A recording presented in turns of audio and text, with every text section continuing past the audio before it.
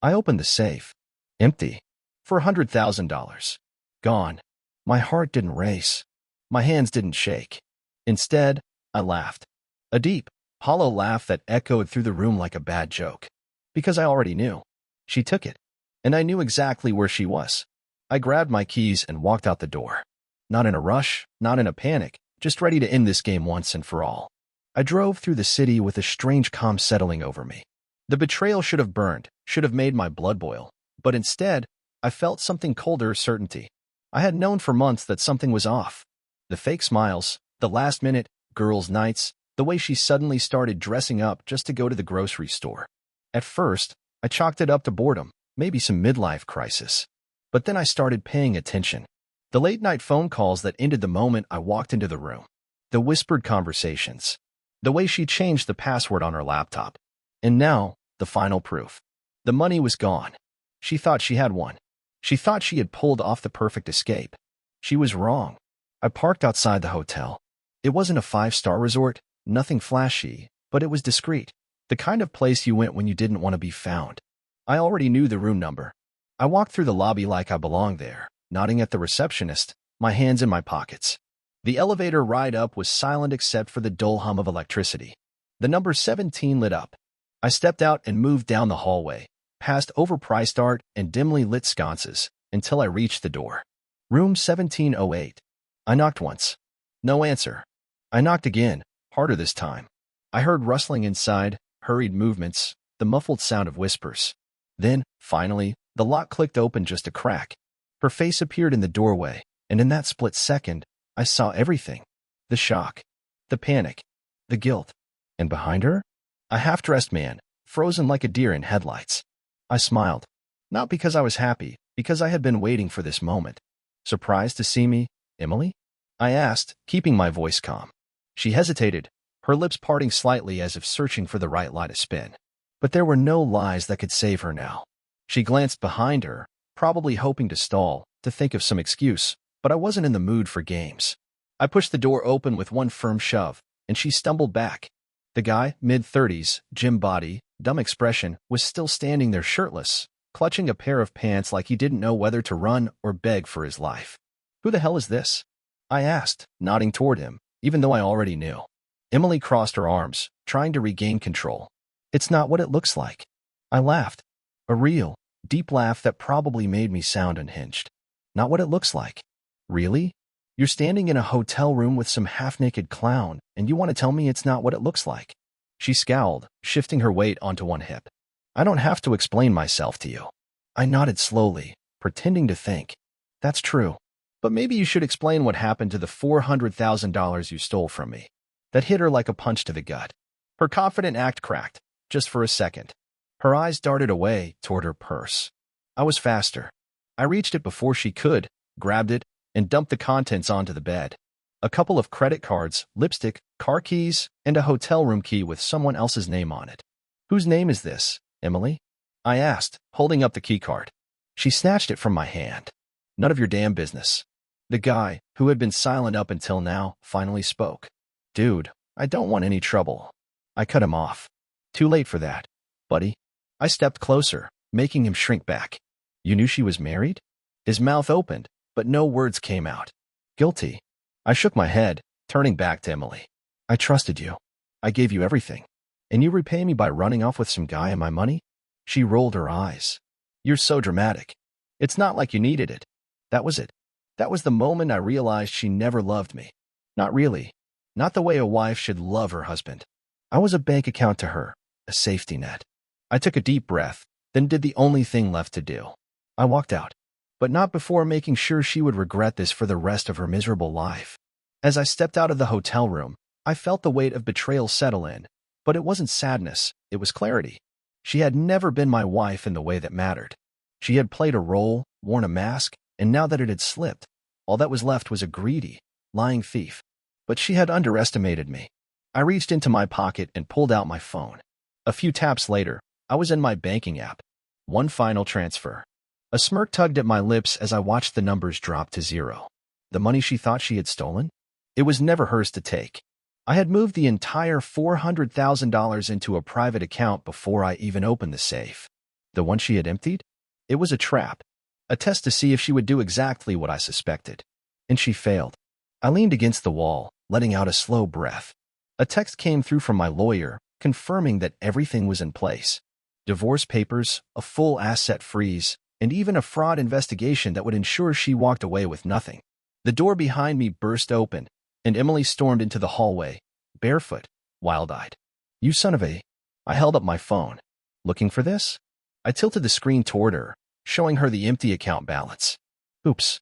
Her face twisted in fury. "You think this is funny?" I shrugged. "A little. You thought you could screw me over and live happily ever after with your boy toy? Guess what, Emily? You get nothing." She lunged at me, but I sidestepped, letting her stumble forward. "I gave you everything," I said, voice calm. "And you threw it away. So enjoy your new life. Hope he's got deep pockets because you're broke." I turned and walked toward the elevator, leaving her standing there, screaming my name in rage. As the doors slid shut, I did something I hadn't done in years. I smiled. I walked out of that hotel feeling lighter than I had in years. The cold air hit my face as I stepped onto the street, and for the first time in a long time, I felt free. No more lies. No more manipulations. No more fake love from a woman who only saw me as a walking ATM. I got into my car, started the engine, and just sat there for a moment, letting everything sink in. The anger, the betrayal, the months of suspicion, it was all over. She was out of my life. And the best part? She had no idea just how deep I had cut her off. Her accounts? Frozen. Her access to my assets? Revoked. Her little dream of running away with my money? Shattered. And then, just as I was about to pull away, my phone rang. Blocked number. I already knew who it was. I let it ring a few times before finally answering. "You're gonna regret this," Emily hissed through the phone. Her voice was raw, desperate. I laughed. Really laughed. "Regret what?" "Making sure you got exactly what you deserved." "I swear to God, I'll make you pay for this," she spat. "Emily," I said, shaking my head. "You already lost." I hung up before she could say another word and tossed the phone onto the passenger seat. She was predictable. I knew she would try something else, try to dig her claws back in, but it was too late. She had burned the bridge. And just as I was pulling away from the curb, I saw her come running out of the hotel, still barefoot, still in that ridiculous silk robe she probably put on for him. I watched her spin in circles, looking around frantically. She had nowhere to go. No money. No backup plan. No way out. I rolled down the window just enough for her to hear me. "Hey, Emily," I called out. She turned, eyes burning with rage. I smirked. "Enjoy your new life." Then I hit the gas and left her standing there, alone in the cold. I didn't look back. As I merged onto the highway, the city lights blurred into streaks of white and red, and for the first time in years, I felt in control. No more second-guessing, no more paranoia. Just me, my freedom, and the road ahead. But I knew Emily wasn't done. She was like a cornered animal now, dangerous, desperate, and completely out of options. And a woman like that? She wasn't going to go down quietly. I parked outside my house and walked in, locking the door behind me. The place felt different. Not because she was gone, because I was done with her. I poured myself a drink and sat on the couch, staring at the empty space where her stupid designer bags used to pile up. She had always needed more money, more attention, more validation. And when I stopped giving it, she went looking for it elsewhere. My phone buzzed. Another blocked number. I let it go to voicemail. Then another call. And another. She was unraveling. I turned the phone off, leaned back, and exhaled. Then bang. A loud thud against my front door. Then another. I stood up, heart steady. I already knew who it was. I walked over and opened the door. There she was. Hair wild, eyes red with fury, wearing a coat thrown over that same silk robe.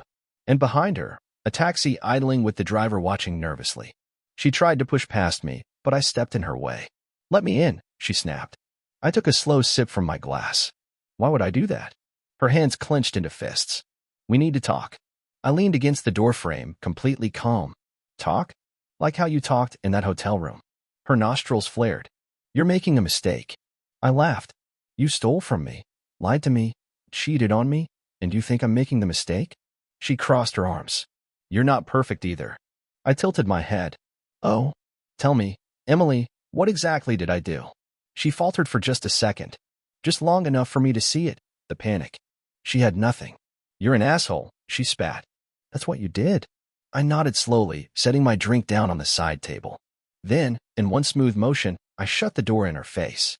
The second the lock clicked, the screaming started. She pounded on the door, shouting every insult she could think of, switching between rage and fake sobbing. I let her. After about 5 minutes, the pounding stopped. Then I heard the car door slam, the taxi pulling away. I exhaled, grabbed my drink, and sat back down. And for the first time in a long, long time, I felt completely at peace. The silence after she left was almost unsettling. Almost. I finished my drink, turned my phone back on, and scrolled through the missed calls, 11 from a blocked number, 3 from her old friend Laura, and 1 from an unknown number. I didn't bother listening to the voicemails. Emily wasn't giving up. I knew her too well. She wasn't the type to accept consequences. She was the type to scheme, manipulate, find a new angle. And if she couldn't take me down emotionally, she'd try to destroy me any other way she could. I had no doubts that she'd tell everyone we knew that I was the villain, that I was abusive, cruel, a monster. She'd rewrite the entire story to make herself the victim. That's what people like her did.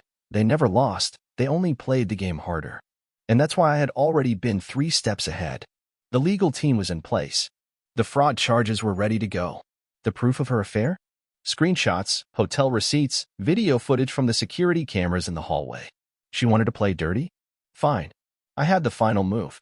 I took a deep breath and opened my laptop, logged into my account, pulled up the file labeled Final Play.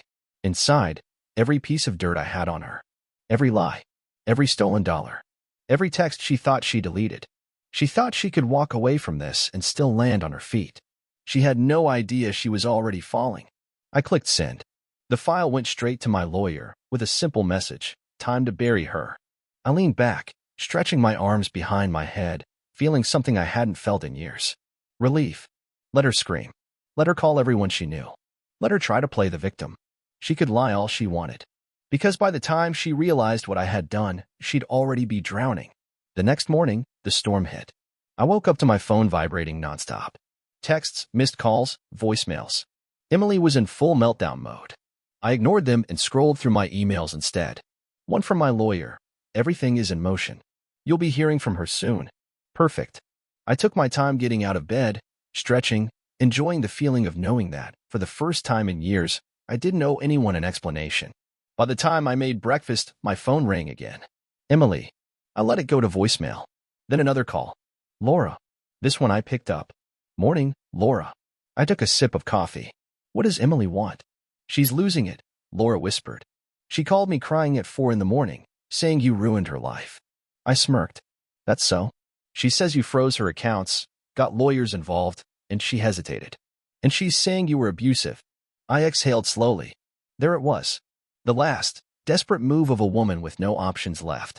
She's calling everyone, telling them you were controlling, that you took her money, that she had to leave because she was scared. I chuckled. Let me guess, she's hoping someone offers her a place to stay? Silence.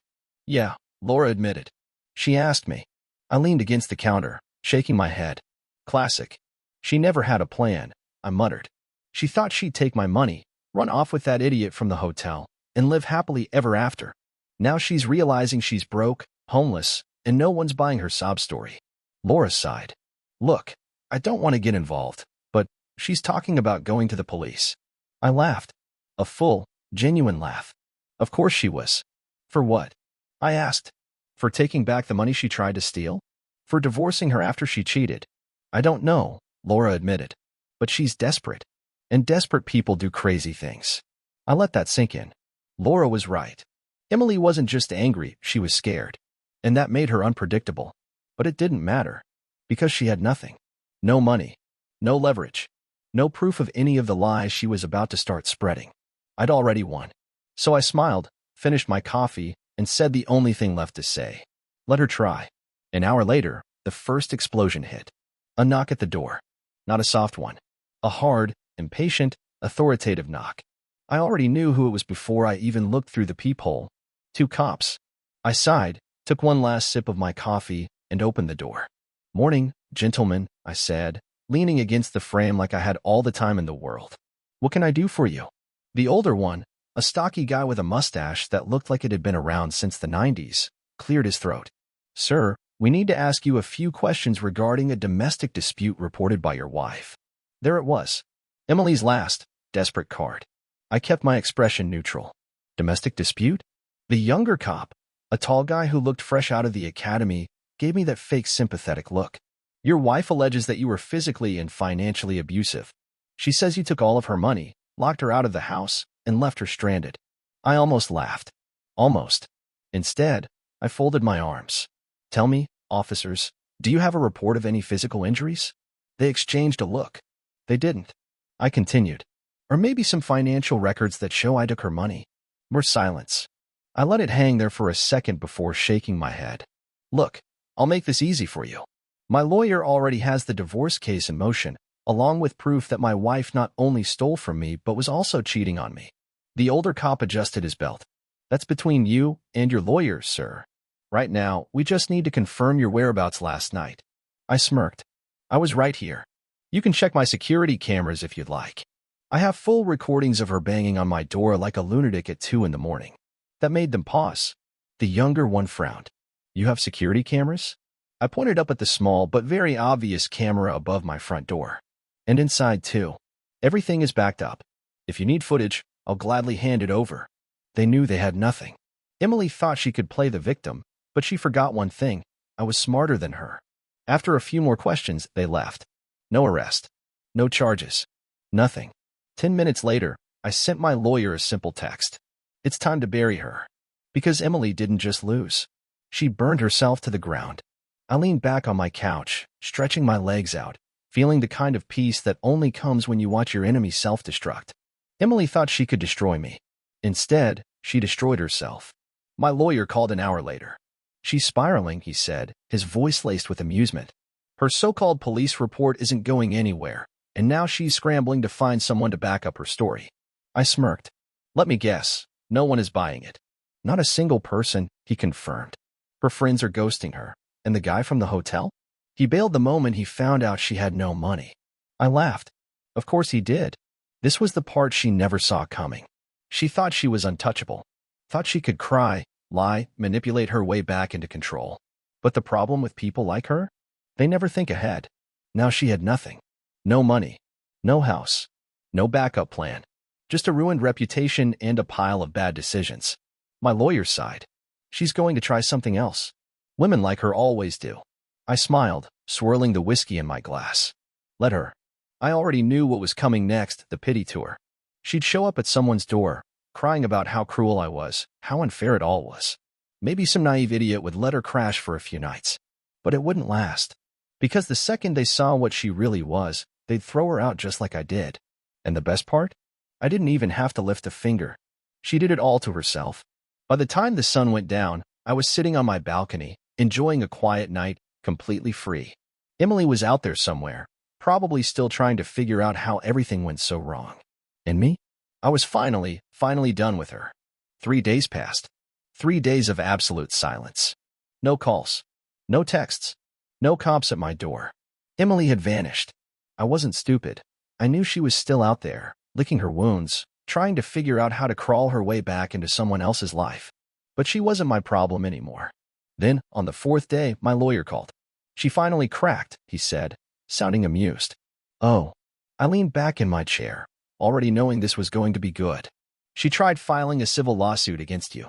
I actually laughed out loud. Desperate. So desperate. What's her angle? I asked, just for the fun of it. She's claiming emotional damages, financial manipulation, wrongful eviction, the usual nonsense. I smirked. And what are her chances? Less than 0. My lawyer said flatly.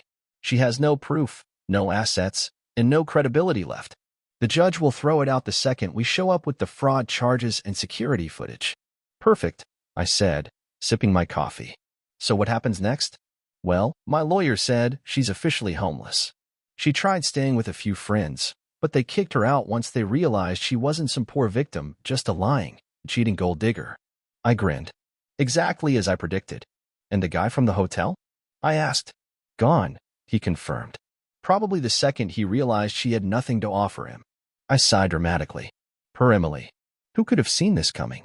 My lawyer chuckled. What do you want to do? Press forward with the fraud charges or let her crash and burn on her own? I thought about it for a second. I could bury her completely, make sure she had a criminal record, destroy any chance she had at a future. But then I smiled. No, I said. I won't even waste the energy. She's already ruined herself. There was a pause on the other end. So that's it. That's it, I confirmed. I'm done. And I was. No revenge. No dragging it out. No second thoughts. She had tried to take me down, and instead, she destroyed herself. That was better than any revenge I could have planned. That night, I poured myself a drink, stepped out onto my balcony, and looked at the city lights. The weight was gone. I wasn't angry. I wasn't bitter. I was just free. And Emily? She was out there somewhere, alone, with nothing but her own reflection to blame. Game over.